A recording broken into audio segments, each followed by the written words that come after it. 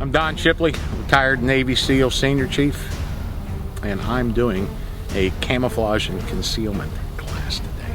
Hey, I'm Austin Rogers. I spent 4 years with Riverine Squadron 1. I've also been playing Airsoft for about 11 years now, and I'm going to show you how to paint your rifles and paint your helmets. I'm going to demonstrate 6 different rifle paint jobs on 6 different rifles, as well as 2 different paint jobs for your helmets. And I'm going to show you how easy it is to camouflage your personal equipment.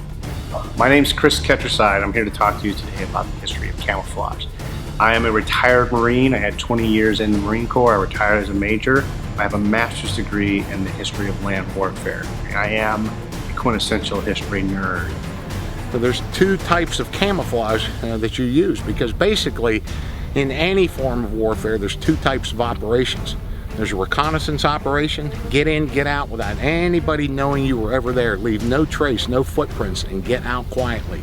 And there's direct action, where you expect to engage the enemy. You're expecting to make contact with them. What I'm going to be covering today is practical weapons painting. This isn't going to be anything super fancy, hydro dipping, cerakoting, anything like that. This is just simple stuff. It's a very simple process that you can execute with stuff you can pick up at Walmart. The problem with asking a history professor about the history of anything is that you're going to get a long, detailed, long-winded answer. So here we go. Now, if you were a girl, would you want to be his girlfriend? No. Almost. You will here in a minute. People don't hang their guns, which kind of baffles me. They'll just set them down on the ground, kind of spray away. Doesn't really make any sense, because you can't get a feel for how one side of the gun looks versus the other. Whereas if you hang it, you can just give the gun a quick spin.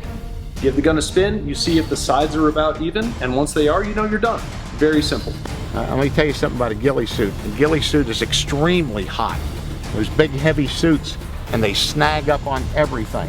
So a lot of snipers are just worried about this profile of somebody seeing them. They're worried about their arms, their shoulders, their face, and their head from a final firing position, and that's what they're concealing up. Now you've got some different colors in there to break up the overall outline of the rifle and hopefully draw attention away from your head. There's a lot of ways of getting people's attention when you're on a patrol. Somebody that's doping off and not paying attention to you and throwing a rock at him, snapping your fingers is not the way to do it. Well, you don't need to do it often. The easiest way to get somebody's attention at night on a patrol or during the daytime is to go. It doesn't carry far. It doesn't sound like anything. It's not something that will grab people's attention. It doesn't sound man-made. It's just a simple. A lot of people will take paper towels, things like that, and stuff them into their magwell. For me, maybe I'm lazy, but I prefer using something that's designed to fit in the magwell to ensure the tightest possible seal. Various detritus you may find when you're out in the woods and things like that.